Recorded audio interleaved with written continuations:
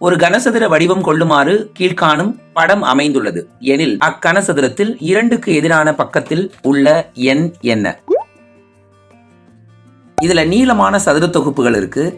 கொடுக்கப்பட்டிருக்கிற கார்ட்போர்ட் கட்டிங்க மடிச்சு ஒரு கனசதுர பெட்டியா உருவாக்குறோம்.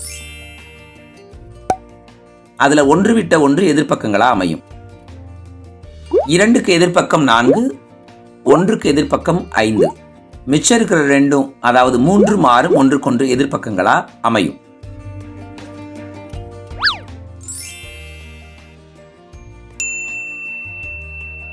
இரண்டுக்கு எதிரே உள்ள பக்கத்தில் உள்ள எண் என்ன? 2க்கு எதிரான பக்கத்தில் உள்ள எண் 4. சரியான விடை 4. டிக் பண்ணிக்கலாமா?